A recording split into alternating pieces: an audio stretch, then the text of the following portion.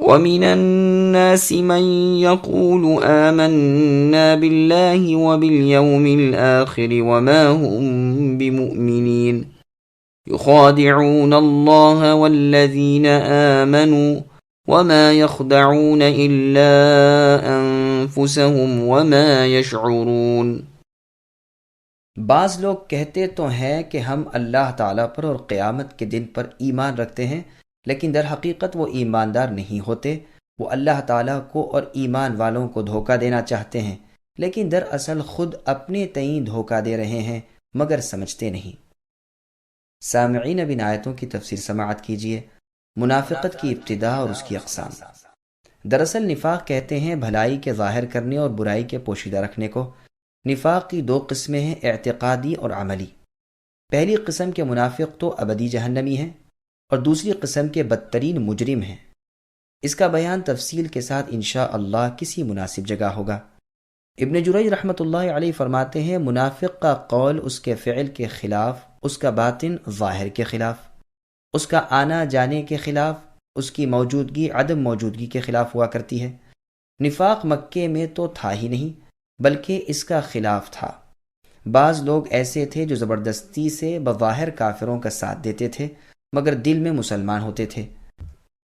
جب رسول اللہ صلی اللہ علیہ وسلم ہجرت کر کے مکہ چھوڑ کر مدینے میں تشریف لائے اور یہاں اوس اور خزرج کے قبائل نے انصار بن کر رسول اللہ کا ساتھ دیا اور جاہلیت کے زمانے کی مشرکانہ بت پرستی ترک کر کے دونوں قبیلوں میں سے خوش نصیب مشرف باسلام ہو گئے، لیکن یہودی اب تک اللہ تعالیٰ کی اس نعمت سے محروم تھے۔ ان میں سے صرف عبداللہ بن سلام رضی اللہ عنہ نے اس سچے دین کو قبول کیا تھا۔ تب تک بھی منافقوں کا خبیث گروہ قائم نہ ہوا تھا، اور رسول اللہ نے ان یہودیوں سے اور عرب کے بعد بعض اور قبائل سے صلح کر لی تھی۔ غرض اس منافقوں کی جماعت کے قیام کی ابتدا یوں ہوئی کہ مدینے کے یہودیوں کے 3 قبیلے تھے، بنو قینقاع، بنو نضیر اور بنو قریظہ۔ بنو قینقاع تو خزرج کے حلیف اور بھائی بند بنے ہوئے تھے، اور باقی 2 قبیلوں کا بھائی چارہ اوس سے تھا۔ جب جنگ بدر ہو گئی اور اس میں پروردگار عالم نے اپنے دین والوں کو غالب کیا اور اسلام کی شان و شوکت ظاہر ہوئی، مسلمانوں کا سکہ جم گیا اور کفر کا زور ٹوٹ گیا، تو اس وقت یہ ناپاک گروہ قائم ہوا۔ عبداللہ بن ابی ابن سلول تھا تو خزرج کے قبیلے میں سے، لیکن اوس اور خزرج دونوں اسے اپنا بڑا مانتے تھے، بلکہ اس کی باقاعدہ سرداری اور بادشاہت کے اعلان کا پختہ ارادہ ہو چکا تھا کہ ان دونوں قبیلوں کا رخ اسلام کی طرف ہو گیا اور اس کی سرداری یوں ہی رہ گئی۔ یہ خار تو اس کے دل میں تھا ہی، ادھر اسلام کی روز افزوں ترقی، ادھر لڑائی میں کامیابی نے اسے مخبوط الحواس کر دیا۔ اب اس نے دیکھا کہ یوں کام نہیں چلے گا، فوراً بظاہر اسلام قبول کر لینے اور بباطن کافر رہنے کی ٹھان لی، اور جس قدر جماعت اس کے زیر اثر تھی سب کو یہی ہدایت کی، اور اس طرح منافقین کی ایک جمعیت مدینے میں اور مدینے کے آس پاس قائم ہو گئی۔ ان منافقین میں بحمد اللہ مکی مہاجر ایک بھی نہ تھا، بلکہ یہ بزرگ تو اپنے اہل و عیال مال و متاع کو اللہ کے نام پر قربان کر کے اللہ کے رسول صلی اللہ علیہ وسلم کا ساتھ دے کر مکے سے آئے ہوئے تھے۔ فرضی اللہ عنہم اجمعین۔ عبداللہ بن عباس رضی اللہ عنہما فرماتے ہیں، یہ منافق اوس اور خزرج کے قبیلوں میں سے تھے اور یہودی بھی جو ان کے طریقے پر تھے۔ قبیلہ اوس اور خزرج کے نفاق کا ان آیات میں بیان ہے۔ ابو العالیہ، حسن قتادہ اور سدی رحمۃ اللہ علیہم نے بھی یہی بیان کیا ہے۔ اللہ رب العالمین نے منافقوں کی بہت سی بدخصلتوں کا یہاں ذکر فرمایا تاکہ ان کے ظاہر حال سے مسلمان دھوکے میں نہ آ جائیں اور انہیں مسلمان خیال کر کے اپنا نہ سمجھ بیٹھیں، جس کی وجہ سے کوئی بڑا فساد پھیل جائے۔ یہ یاد رہے کہ بدکاروں کو نیک سمجھنا بھی بجائے خود بہت برا اور نہایت خوفناک امر ہے، جس طرح اس آیت میں فرمایا ہے کہ یہ لوگ زبانی اقرار تو ضرور کرتے ہیں مگر دل میں ان کے ایمان نہیں۔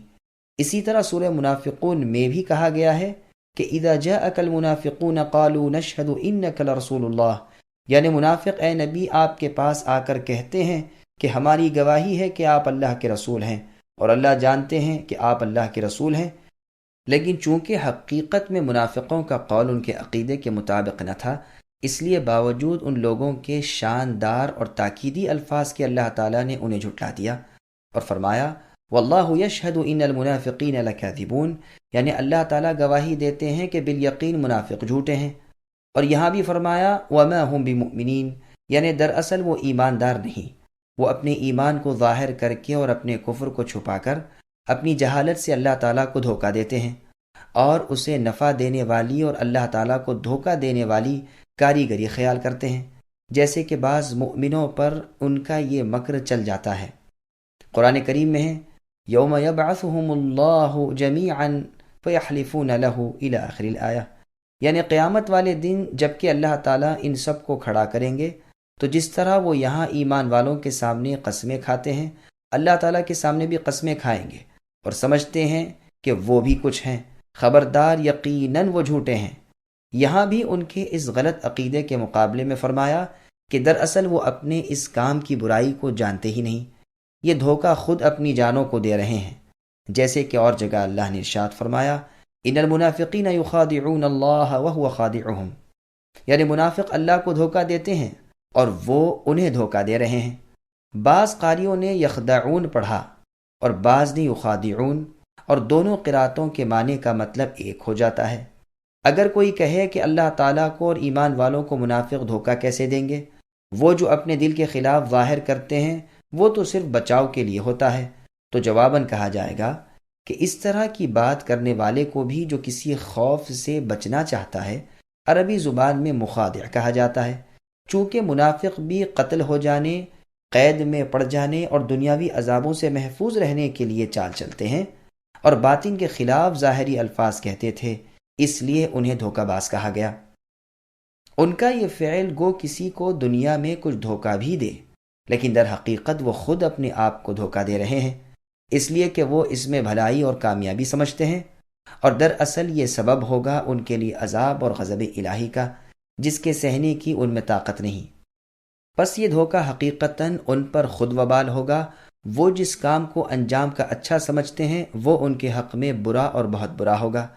ان کے کفر، شک اور تکذیب کی وجہ سے ان کے رب اللہ تعالیٰ ان پر ناراض ہوں گے، لیکن افسوس انہیں اس کا شعور ہی نہیں، اور یہ منافق اپنے اندھے پن میں ہی مست ہیں۔ ابن جریج رحمۃ اللہ علیہ اس کی تفسیر میں فرماتے ہیں کہ لا الہ الا اللہ کا اظہار کر کے وہ اپنی جان مال کا بچاؤ کرنا چاہتے ہیں، یہ کلمہ ان کے دلوں میں جاگزی نہیں ہوتا۔ قتادہ رحمۃ اللہ علیہ فرماتے ہیں منافقوں کی یہی حالت ہے کہ زبان پر کچھ، دل میں کچھ، عمل کچھ، عقیدہ کچھ، صبح کچھ، شام کچھ، کشتی کی طرح جو ہوا کے جھونکے سے کبھی ادھر جاتی ہے کبھی ادھر۔